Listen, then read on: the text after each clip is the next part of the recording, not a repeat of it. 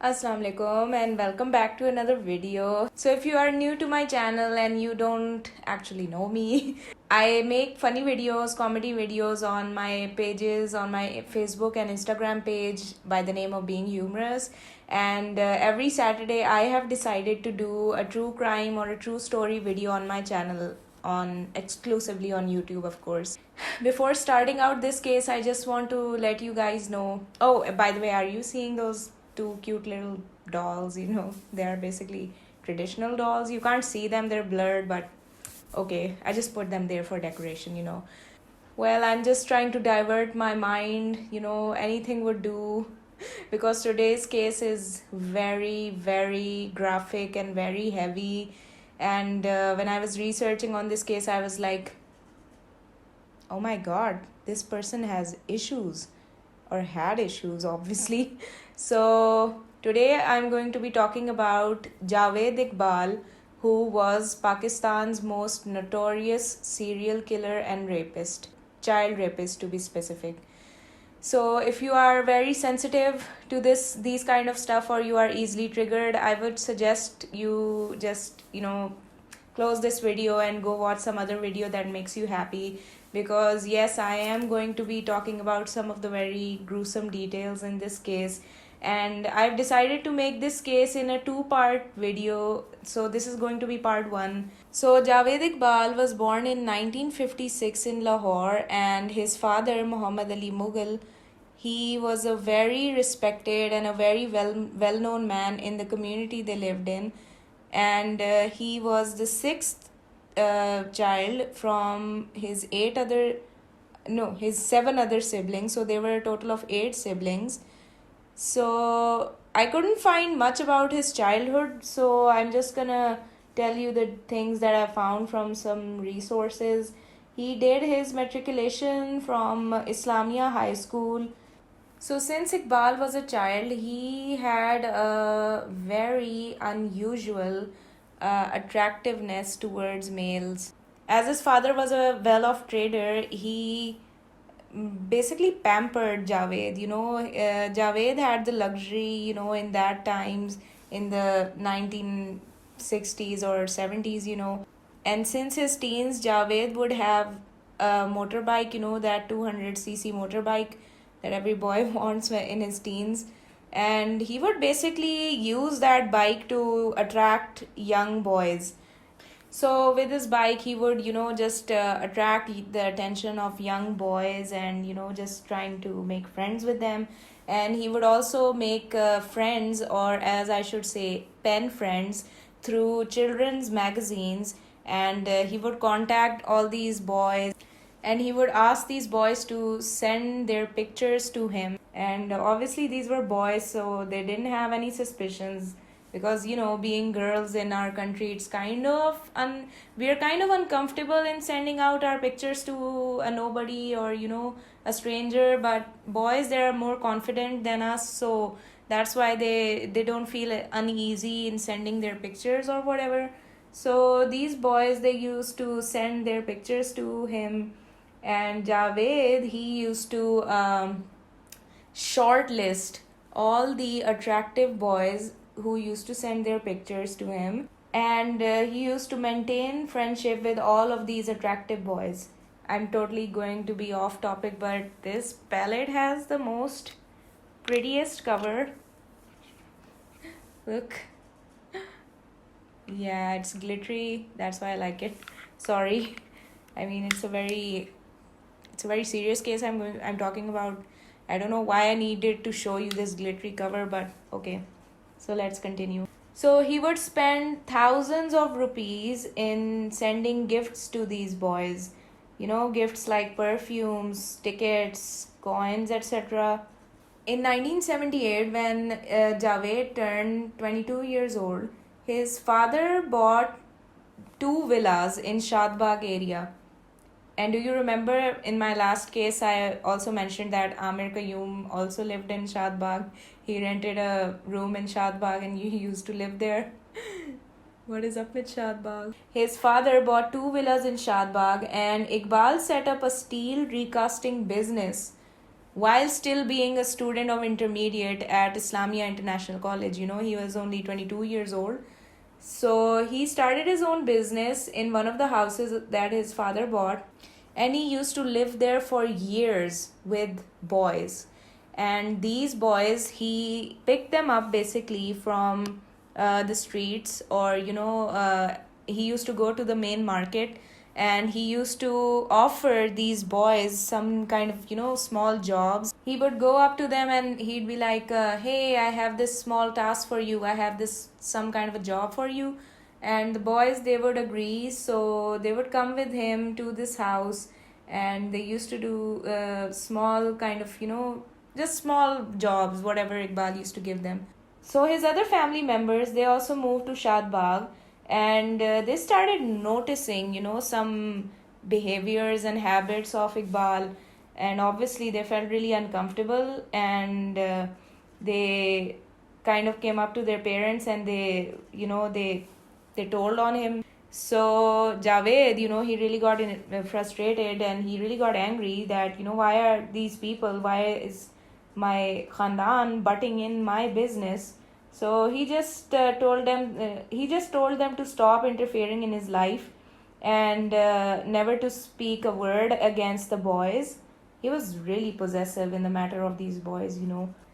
So for several years, Javed, he resisted his family's efforts to trying to get him married, or trying to set up his arranged marriage.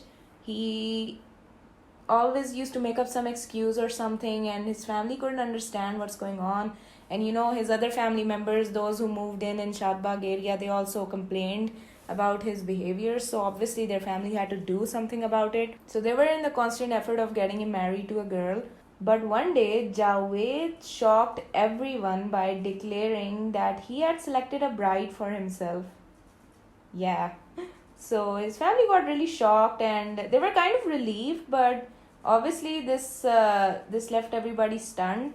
So, but here's the kick. She was the elder sister of one of the boys that was working for him, in his recasting.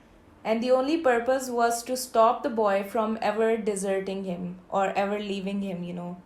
So the marriage took place in 1983, but it only lasted a couple of months. But after this, what Javed did was he got his youngest sister married to one of the boys who worked for him. And I'm going to refer to these boys who worked for him, or who he employed, as his boys, because in all of his files they are referred to as his boys. So he got his youngest sister married to one of his boys.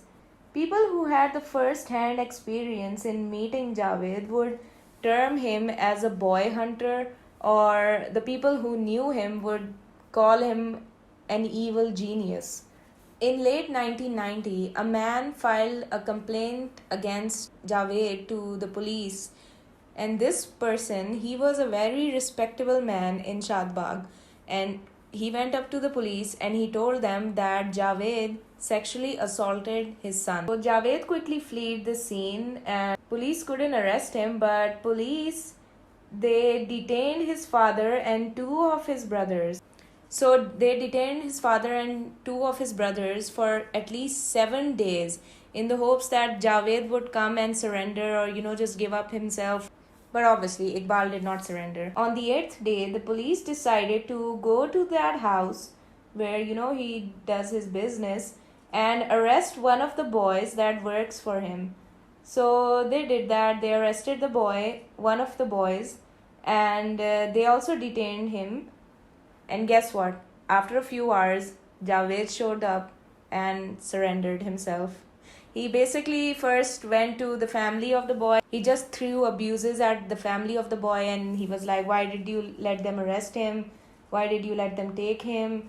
And then he went to the police station, and then he surrendered himself. Javed basically surrendered himself to secure the release of the boy, and the boy was later released. He was jailed for at least 6 months. And after he was released, the elders of the Shadbagh area, they took matters in their own hands, and obviously because this person, he was accused of a really huge thing. So they took matters in their hands and they made sure that Javed was known in the community, in the whole area, by what he did. So Javed confessed to a panchayat. Now, panchayat is like a village council. He confessed to the panchayat about his crime and he signed a stamp paper undertaking that he would not do this crime again. He would not do this heinous act again, or a heinous, whatever it's called. He would not do it again. And this stamp paper, it was photocopied and distributed in the whole area of Shadbagh. Also, the panchayat, he ordered Javed to go in the market, go in the main market, and tender an apology, basically go and say sorry to almost 100 shops in the whole market area. I mean, imagine how embarrassing it must be. You have to go in 100 shops and apologize. Obviously, his crime wasn't small. He deserved it. Apart from his family business, everything that Javed did was aimed at luring boys. He opened up a video game shop, which was the first of its kind in Shadbagh area. And he would offer tokens to these boys, at very reduced price, or sometimes even free of cost. He would throw a 100 rupee note on the floor and he would wait and watch for a boy to pick it up. And when the boy would pick it up, he would announce that his money got stolen or someone stole his money. He would search all the boys, and when the boy who apparently stole the money got caught, he would take that boy in an adjacent room to, punish him. But basically, he would take the boy in the adjacent room to rape him. And sometimes he would even give the money back to the boy as a gesture of goodwill. When people stopped their children from visiting his, video game shop, he would set up a fish aquarium and then later a gym to attract boys. He also set up an air-conditioned school called Sunnyside School in hopes that people would send their children in. But obviously, when the people found out that it's owned by him or whatever, they hesitated and obviously they didn't send their children. He also invested in fair price shops, the place where you can get items of daily use at a very low price. But that only lasted for a few weeks too, so that plan didn't work. He also invested in a monthly magazine, anti-corruption crimes magazine, where he published about the heroics of police and police work, and he interviewed dozens of police officers, which also included SSPs and DIGs. In 1993, his father passed away and he received a hefty amount of 3.5 million rupees from the estate. So in 1995, 2 years after his father's death, he started constructing a house in Rana town. And this house, this was pretty big, it was a huge house. It had a pond in the basement and it had a swimming pool in the backyard. He would just take some of the kids that he employed, his boys. He would take his boys and he would give them a tour of that house, and he would, he liked to move around in style and drive around his cars. He was often seen driving in a Pajero with, dozens of his boys. So after a few weeks or after some time, he sold his Rana town house and he moved to a new residence at Fatehgarh and opened a new video shop there. Yeah, this guy, he didn't stop. In September of 1998, Iqbal and one of his employee, Arbab, they both were severely injured and beaten up by other employee of his. This person, he stole from Javed 8,000 rupees and just ran away. Iqbal sustained serious head injuries during this robbery, and he remained unconscious in the Lahore General Hospital for almost 22 days.